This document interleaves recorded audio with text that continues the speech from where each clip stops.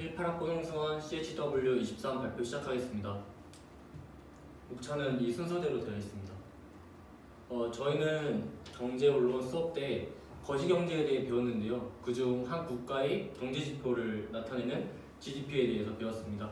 GDP란 Gross Domestic Product, 즉 총 국내 생산의 약자로 한 나라에서 생산된 재화나 서비스의 총합을 의미합니다. GDP는 컨줌션, 가계의 소비, 인베스트먼트, 기업의 투자, 거버먼트 스펜딩, 정부의 지출, 엑스포트, 외국인의 소비로 이루어져 있고, GDP는 이 구성 요소의 값을 모두 합한 값이라고 생각하시면 되겠습니다.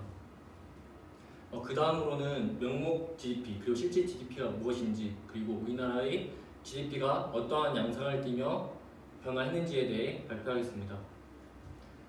간단히 설명하자면 명목 GDP는 물가 변동의 가능성을 반영하지 않은 GDP고, 실질 GDP는 물가 변동의 가능성을 반영한 GDP입니다. 이 그래프는 역사적으로 우리나라의 GDP가 어떻게 변화했는지를 보여주고 있습니다. 1970년대부터 우리나라 GDP가 급성장한 것을 볼 수 있는데요.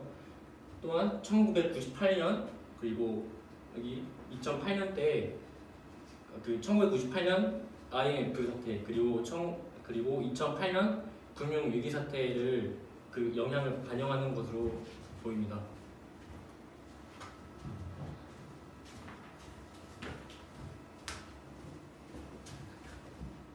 안녕하세요. 저는 다음 발표를 맡게 된 1학번 황예진이라고 합니다. 저는 실질 GDP 성장률과 인플레이션에 대해 설명해 드리겠습니다. 먼저 실질 GDP 성장률이란 흔히 경제 성장률을 의미하는데요. 이 그래프는 1970년도부터 2016년도까지의 한국의 경제 성장률을 나타내고 있습니다. 먼저 1970년도에 경제 개발로 인해 경제가 크게 성장한 이후 크게 두 번의 마이너스 경제 성장률이 눈에 띄는데요. 첫 번째로는 1980년대 석유 파동으로 인해 원유의 값이 상승하게 되면서 경기가 침체되었고요. 두 번째는 1998년 IMF 외환위기로 인해 경기가 침체되신 것을 볼 수 있습니다. 그 다음은 인플레이션인데요. 인플레이션이란 이제 물가가 지속적으로 오르는 것을 말합니다.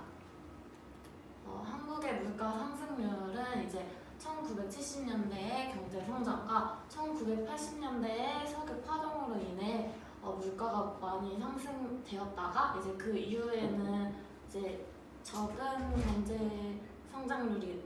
물가 상승률이 나타났고, 이제 1998년 IMF 외환위기 이후로 마이너스의 물가 상승률을 찍었다가 이제 그 이후에는 저조한 물가 상승률을 보이고 있습니다.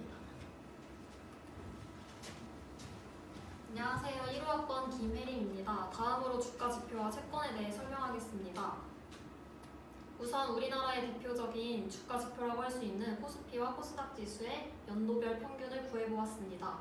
코스피 지수는 좁게는 오르락 내리락 하면서 넓게 보면 우상향하는 그래프를 볼 수 있습니다. 1976년도에 약 100이었던 지수가 현재는 2,400에 근접하는 걸 볼 수 있습니다. 반면 코스닥 지수는 코스피 지수에 비해 변동이 크지 않습니다.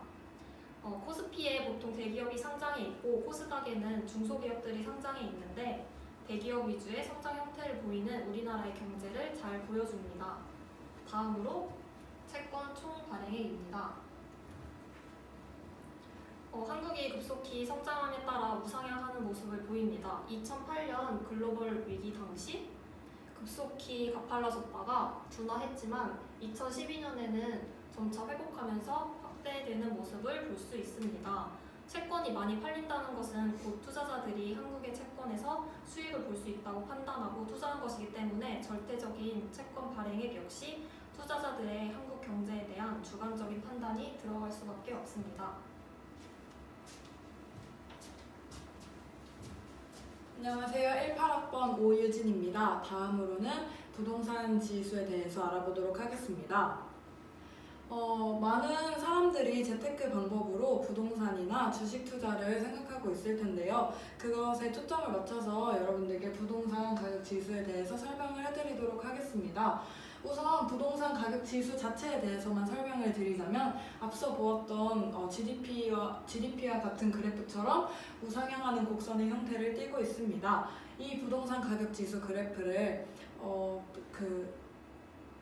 다른 그래프와도 비교를 해보았는데요.